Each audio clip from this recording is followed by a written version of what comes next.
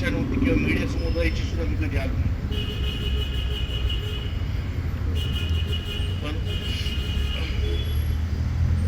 आपल्याला कधी साहेब दादा हे वेगळे नव्हते.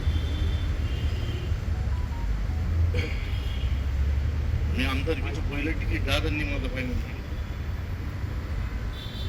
कुटुंब वेगळं झाल्यानंतर आपल्यावरती काय परिस्थिती आली आपण त्याची सर्वजण साक्षीदार आहोत.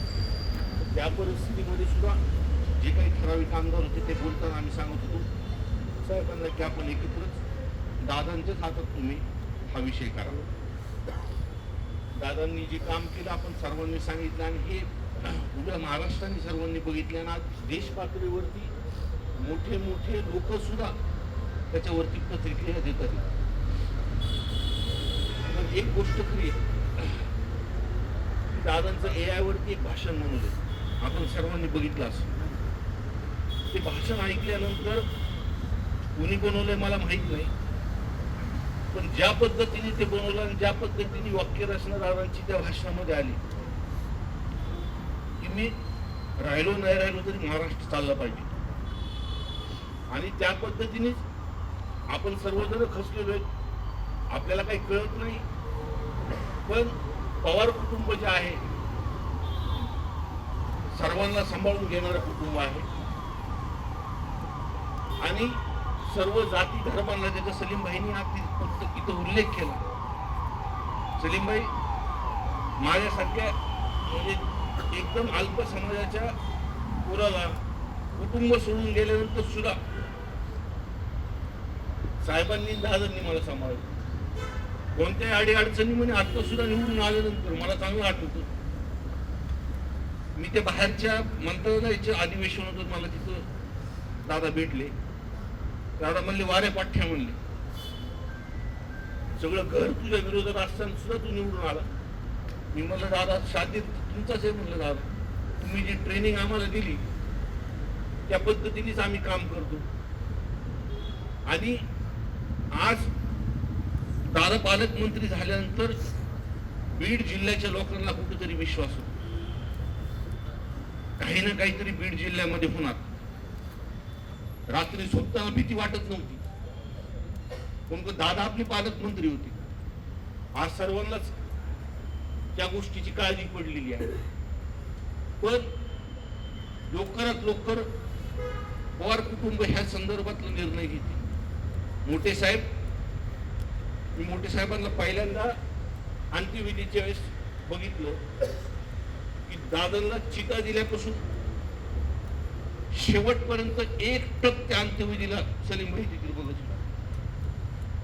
म्हणजे दादा साहेबांची मी ती बाईट बघितली माझ्या आयुष्यातली. तर काही आपण बघितलं असं माझ्यापेक्षा आपण अनुभवात सलीमभाई आहे.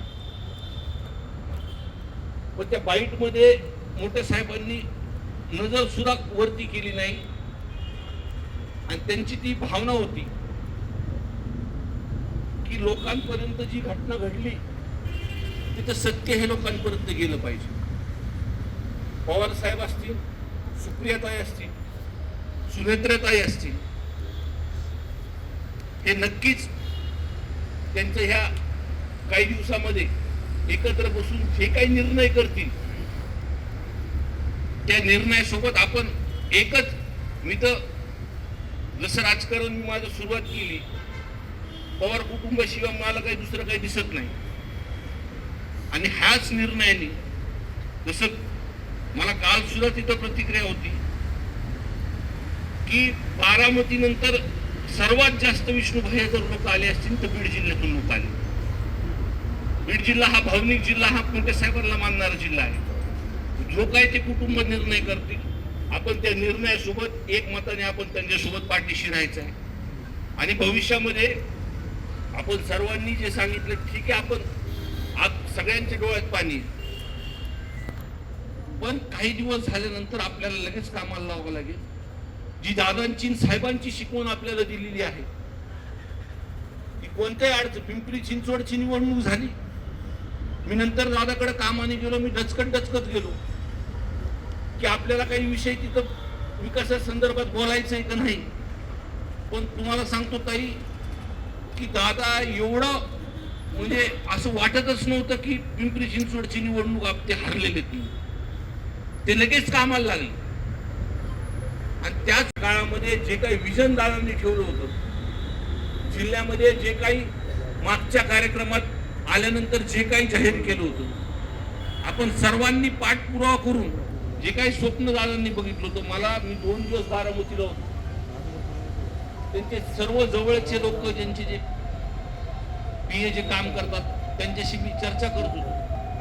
तर सलीमभाई त्यांनी सर्वात जास्त जर पालकमंत्रीपद घेतल्यानंतर केलं असेल, बारामतीपेक्षा जास्त सर ती बीडची म्हणायची, मला बीडला हे करायचंय, मला बीडला ते करायचंय.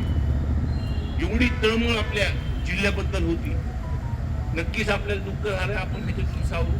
आणि जे काही पवार कुटुंब निर्णय घेतील एका जीवाने आपण त्यांच्या सोबत राहू, हीच खऱ्या अर्थाने दादांना श्रद्धांजली आहे. एवढंच या ठिकाणी सांगतो आणि मी थांबतो.